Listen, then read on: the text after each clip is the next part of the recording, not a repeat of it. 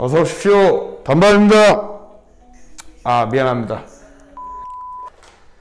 자, 그 한국사 이제 4강 시작하기 앞서 뭐 간단하게 좀 근황 전하려고 하는데, 그 선생님이 이제 이태원 클래스를 원래 웹툰에서 봤었어요. 그러다 요즘 이제 이 머리가 선생님이 이제 저번에 애쉬 그레이 한 이후에 또 다른 머리가 하고 싶은 거야. 그래가지고 이제 요 크롭 컷을 해보려고 이제 맞을까, 나랑 과연 어울릴까 막 이런 생각을 했었죠. 여러분들이 한번 보시고 판단해 보세요. 선생님의 지금 상태예요, 지금 상태. 근데 과연 이 머리가 어울릴까? 그래서 선생님이 옛날 짧은 사진을 한번 찾아봤어요. 그랬더니 이렇게 나오는 거야.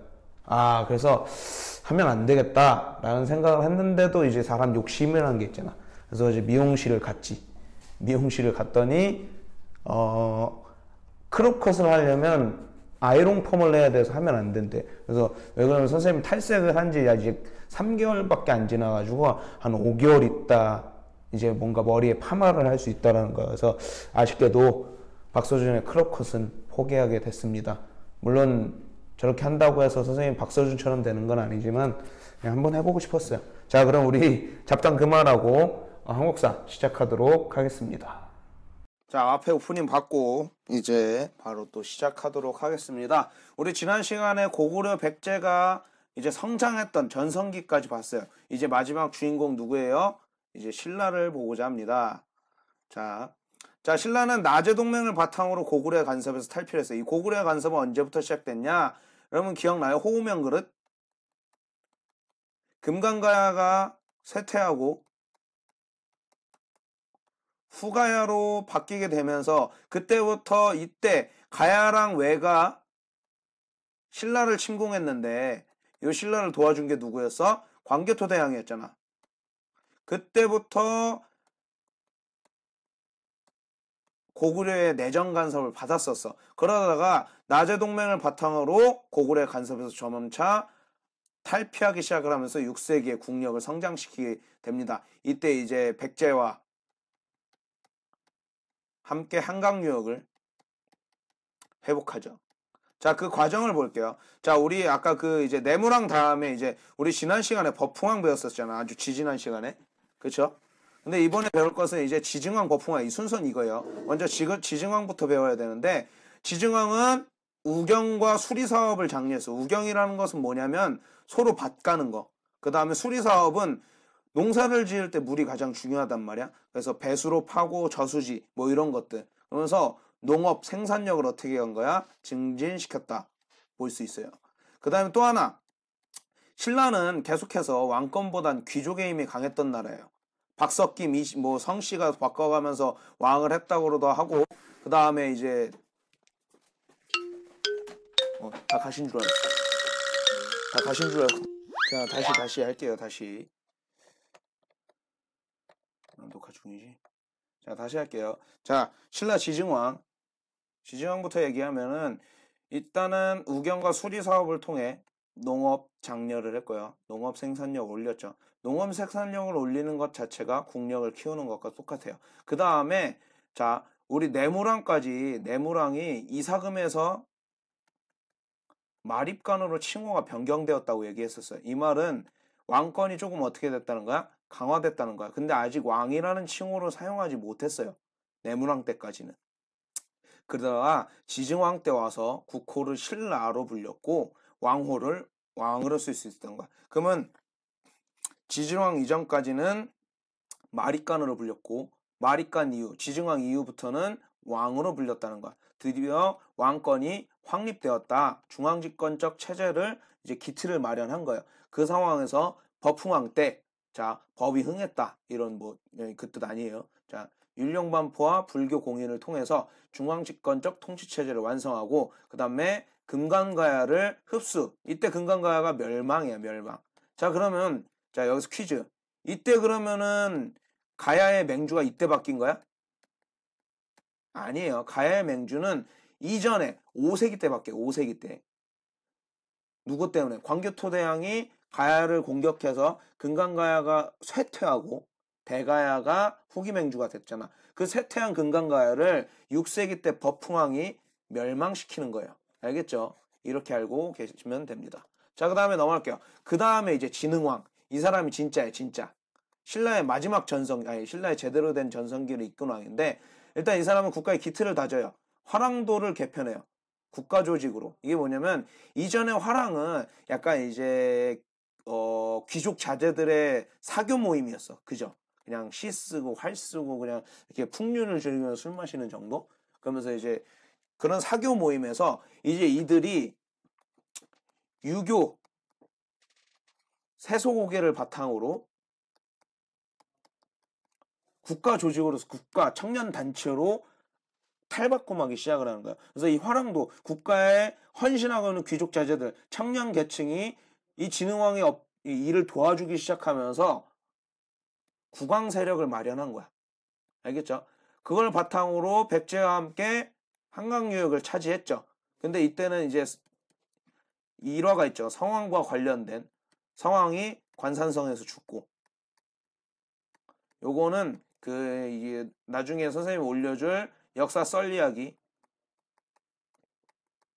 성황편에서 먼저 보세요. 어쨌든 한강 유역을 차지합니다. 그리고 나서 후기 맹주였던 가야의 대가야를 정복하면서 땅을 점차 넓혀요. 그러면서 넓힌 땅의 경계에 이제 자기 이름을 새긴 비석을 세워요.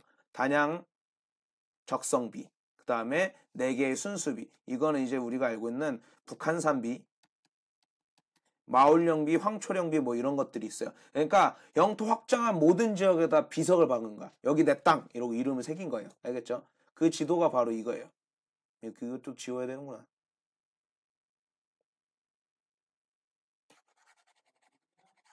자, 보이죠? 자, 신라가 여기까지 진출을 했던 거예요. 고구려가 쇠약해진 틈을 타서 백제를 몰아내고 한강 유역을 차지하고 여기까지. 그래서 여기 보면 황초령비, 마원령비, 북한산비, 창령비 요거까지는 순수비로 불러요. 4개의 순수비. 그리고 여기 단양, 신라 적성비까지. 알겠죠? 이게 진흥왕과 관련된 유물의 영토 확장. 알겠죠? 자, 그 다음 볼게요. 그러면 신라가 그렇게까지 전성기를 가질 수 있었던 이유는 단 하나. 동아시아의 정세가 변화되었기 때문이야. 자, 수나라가 중국을 통일하기 시작해요. 수나라 이전에는 어떤 상태였냐면 5호 16국을 지나서 남북조 시대가 있었어. 우리 지난 시간에 남북조 계속 얘기 나왔었죠. 장수왕이 남북조와 교류하고 그다음에 무령왕이 남조와 교류하고 뭐 이랬던 그 중국이 분열돼 있었단 말이야. 분열되었던 중국이 하나로 통일되면서 이 힘이 강력해졌어요. 그러다 보니까 이제 고구려와 갈등을 맺게 돼. 그런 상황에서 신라는 수의 도움을 청하고, 자, 여기 나오죠. 고구려는 돌궐과 연합하여 대응, 백제 고구려 협공에 시달리던 신라는 수의 도움 요청. 우리 완전 초반에 선생님이 얘기했었어요. 왜 안 되지? 요거 기억나요? 남북동맹, 나당동맹. 이 이전에 수부터 이런 동맹 관계가 맺어져 있던 거예요. 알겠죠? 자, 쭉 넘어갈게요. 자, 그런 상태에서 수나라와 고구려가 싸웁니다. 거기서 고구려가 이겨요. 살수대첩. 이거 누구야? 살수대첩하면 을지문덕입니다. 이 당시 수나라가 113만 명의 군대를 이끌고 쳐들어와요. 그러면 113만이라는 엄청난 대군을 이끌고 고구려를 침공했어. 그럼 고구려의 성들이 뺏겼을까 안 뺏겼을까? 고구려 성들은 단 한 개도 함락되지 않은 상태로 살수대첩에서 이깁니다. 자, 그 다음에 그 이후에 수나라가 여기 고구려 계속 침략하다 망해요.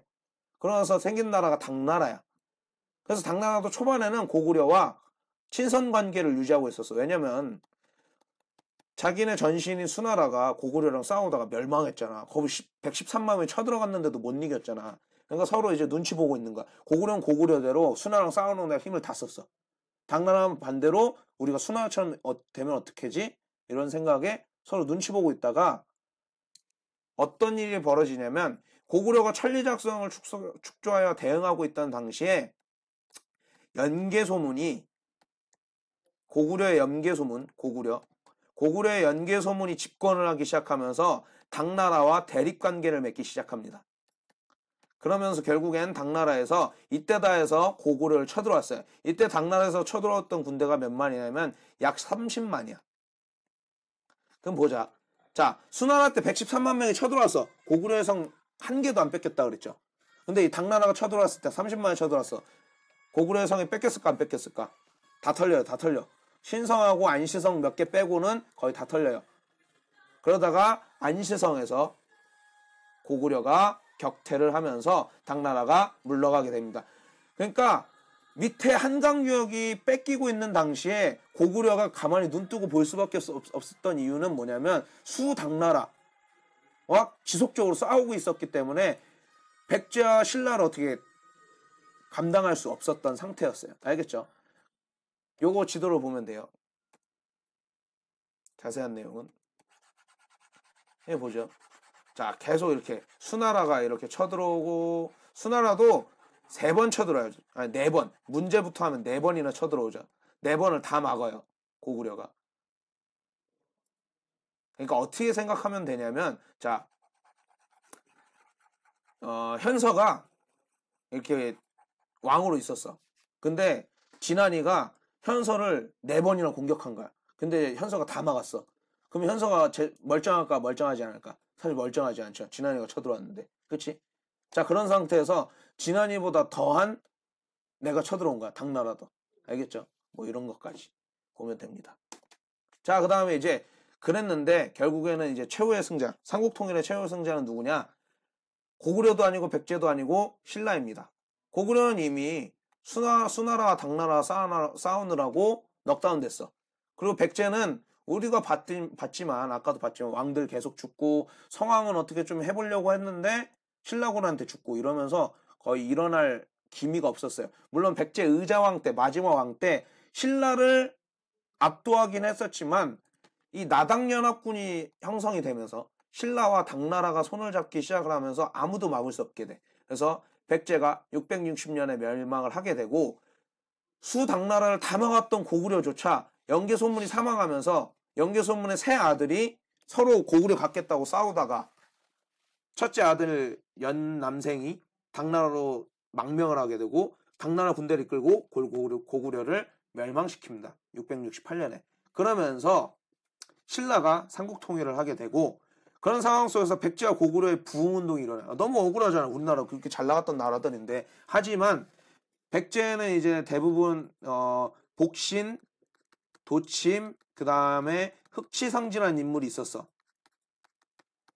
이 사람들이 이제 백제 부흥운동을 주도했단 말이야. 근데 복신과 도침 이 두 사람은 서로 시기 질투하다가 서로 죽어요. 흑치상진은 끝까지 싸우다가 안 돼서 당나라로 망명을 하게 됩니다. 고구려도 뭐 안승, 건모잠 뭐 이런 사람들이 있었어요. 근데 고구려의 부흥운동도 결국 실패로 이어지게 됩니다. 자, 그랬는데 그럼 이제 자, 나당 연합군이 손잡아서 고구려 백제 다 멸망시켰잖아. 그럼 고구려 땅, 백제 땅 누구 거여야 돼? 당나라 거야? 신라 거야? 이 땅에 대한 소유권 분쟁이 일어나요. 자, 당나라는 애초에 신라를 나라로 보지 않았어. 그냥 고구려 없애기 위한 백제 없애기 위한 도구였던 거야. 그러다 보니까 전쟁이 끝나자마자 당나라가 어떻게 하냐면 고구려에는 안동도어부를 만들어요. 이게 뭐냐면 너네 배웠을 거예요. 조선시대 때 일본이 우리나라에서는 조선총독부 그 같은 식민통치기관이야. 그 다음에 백제에는 웅진도호부를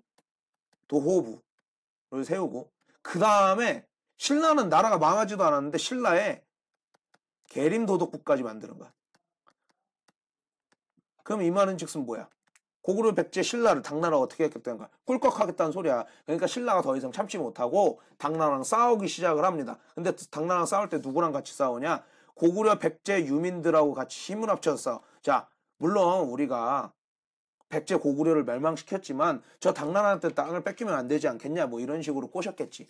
그래서 같이 합쳐서 당나라랑 싸웁니다. 그래서 매소성과 기벌포에서 당군을 격파하고 삼국통일을 완수하게 됩니다. 요거요. 요 지도가 바로 그 상황을 그리고 있는데 이 지도를 여러분이 잘 볼 수 있으면 좋을 것 같아요. 자, 여기가 매소성이고 여기가 기벌포예요.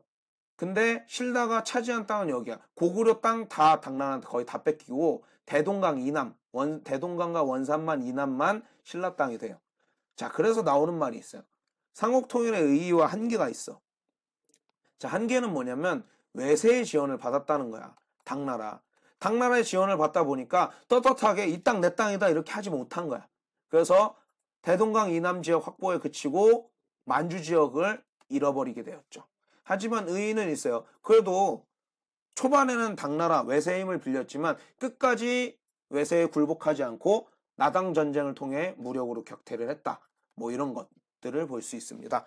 자, 그럼 우리 이렇게 4강 마쳤는데 우리 과제 하나만 할게요. 뭐 요즘 맨날 과제 너무 많다고 뭐 짜증나는 친구들이 좀 많은 것 같은데 그래도 과제는 계속 나갑니다. 자, 이번 과제문은 여러분이 생각하는 신라의 삼국통일. 자, 한 페이지 이상. 자, 여러분이 생각하는 신라의 삼국통일은 삼국통일이 그래도 뭐 떳떳하다. 삼국통일의 의의와 한계를 보고 여러분이 생각하는 신라의 삼국통일. 난 신라의 삼국통일이 그래도 외세의 힘을 빌렸지만 이렇게 해서라도 신라가 삼국통일을 했으니까 우리나라 지켜진 게 아니냐. 뭐 이렇게 생각할 수도 있고 아니다. 신라가 고구려랑 힘을 합쳐 뭐 이런 자기만의 의견들이 있을 거예요. 그것들을 한 페이지 이상 써서 카페에 올려주시면 됩니다. 알겠죠? 자신의 생각을 자유롭게 쓰세요. 알겠죠? 뭐 이렇게 써도 돼. 나는 신라가 안 하고 고구려가 했으면 좋겠다. 근데 왜 고구려가 했었으면 좋겠는지 왜를 잘 써야 돼. 왜. 알겠죠? 자, 오늘 강의 여기서 마치도록 하겠습니다. 자, 고생하셨습니다.